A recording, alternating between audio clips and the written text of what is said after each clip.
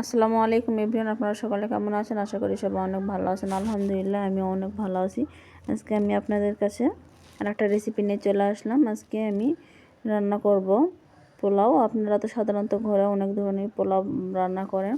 আমি আজকে একদম পারফেক্ট মাপে এবং ঝরঝরে পোলাও রান্না করব। এটাই আমি আপনাদের সঙ্গে শেয়ার করব।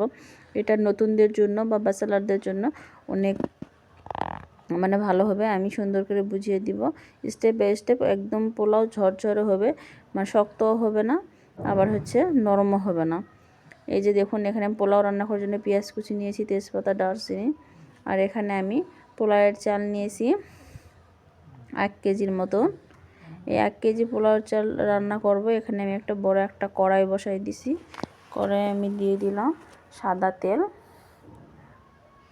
পোলাওটা রান্না করার জন্য একদম কড়াইটা ভালো করে গরম করে নেবেন। নিয়ে এখানে আমি সাদা তেল দিয়ে দিলাম। সাধারণত আমি আমাদের বাসায় আসলে আমি সরিষার তেল দিয়ে রান্না করি, আপনারা দেখেন। কিন্তু পোলাও রান্না তো সরিষার তেল দিয়ে করলে অত ভালো হবে না, কালারটা বেশ ভালো আসবে না। এই যে পেঁয়াজ বেরেস্তাটা আমি সুন্দর করে নিলাম। পোলাও রান্না করার জন্য এখানে সাদা তেল দিয়েছি। পেঁয়াজ বেরেস্তাটা আমি উঠিয়ে নিলাম, আর এখানে দিয়ে দিলাম দারচিনি, সাদা এলাচ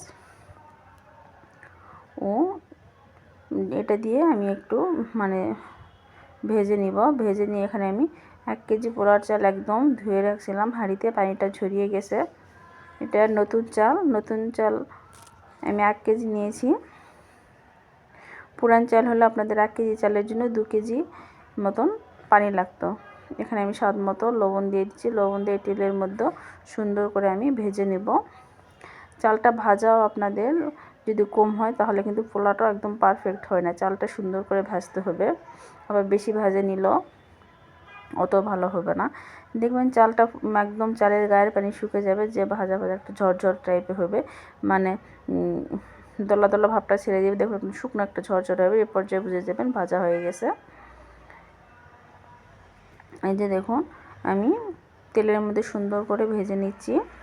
আর এখানে দিয়ে দিব একটু আদা বাটা আদা দিলে পোলাওয়ের মধ্যে সুন্দর একটা স্মেল আর ঘ্রাণ আসে, পোলাওয়ের স্বাদটা দ্বিগুণ হয়ে যায়। অনেকে দেখেন পোলাও রান্না করে কিন্তু এই দেয় না। এখানে আমি 1 কেজি পোলাওয়ের জন্য দিয়ে দিলাম, 1 কেজির থেকে ধরেন একটু কম দিয়ে দিছি, পৌনে 2 কেজি এখানে আমি পানি ফুটিয়ে নিয়েছি। ফুটিয়ে নিয়ে দিয়ে দিলাম। আর এগুলো মটরশুঁটি বা বটবটি আপনারা কি বলেন সেটা আমি জানি না, এটাকে আমাদের জেলায় বলা হয় মটরশুঁটি। আমি এগুলো দিয়ে দিলাম। দিয়ে এই যে দেখুন পাক উঠে আসছে, এ পর্যায়ে ঢেকে দিয়েছি। ঢেকে দেওয়ার পরে 10 মিনিট পরে এই যে আর একটু শক্ত আছে, আর 3-4 মিনিট যেটা আমি ঝাঁপে দিয়ে দিব, একদম দমে বসিয়ে দিব। দমে বসিয়ে দেওয়ার পরে আমি ফিরে আসলাম। এখন এর উপর দিয়ে আমি পেঁয়াজ বেরেস্তাগুলো ছড়িয়ে দিব। আমি ভিডিওটা একদম শর্টকাট আপনাদের বুঝাইতেছি, একদম লং করছি না। লং ভিডিও করলে অনেক আপু ভাইয়ারা দেখতে চায় না, বিরক্ত হয়ে যায়। আমি খুব শর্টকাটের মধ্যে আমি আপনাদের বুঝিয়ে দিলাম। এভাবে দেখবেন একদম ঝরঝরে পোলাও আপনারা ঘরেই রান্না করতে পারবেন। আমার টিপসটা যদি ফলো করে থাকেন। উপর দিয়ে পেঁয়াজ বেরেস্তা ছড়িয়ে দিলাম। এই পোলাওটা দেখতে যতটা সুন্দর হয়েছে, একদম ঝরঝরে পারফেক্ট। আমার ভিডিওটি আপনারা প্লিজ দেখে একটা লাইক কমেন্ট করবেন। আপনাদের লাইক আমার কাছে অনেক মূল্যবান। আর যারা লাইক কমেন্ট করে ইউটিউব চ্যানেল থেকে দেখলে একটা সাবস্ক্রাইব করবেন, ফেসবুক থেকে দেখলে একটা ফলো দিয়ে দিবেন। আর যারা সাবস্ক্রাইব ও ফলো দুটাই দিয়েছেন তাদেরকে অসংখ্য ধন্যবাদ।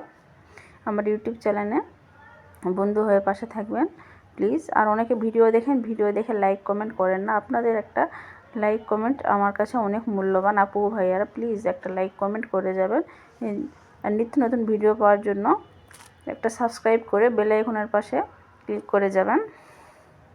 এই যে দেখুন মাশাআল্লাহ অনেক সুন্দর পোলাও। সবাইকে জানাই আল্লাহ হাফেজ।